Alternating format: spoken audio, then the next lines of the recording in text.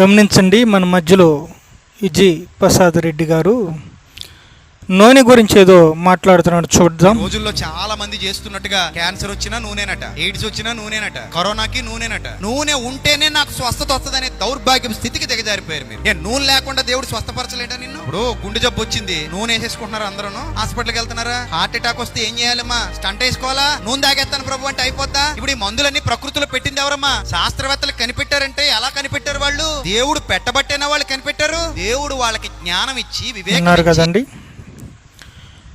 నూనె రాస్తే రోగాలు తగ్గుతాయా అని మాట్లాడుతున్నాడు. అసలు బైబిల్ చదువుతున్నావా లేదండి? బైబిల్లో చూపెడతా చూడండి. మార్క్స్ వార్త 6వ అధ్యాయము 12వ వచనం.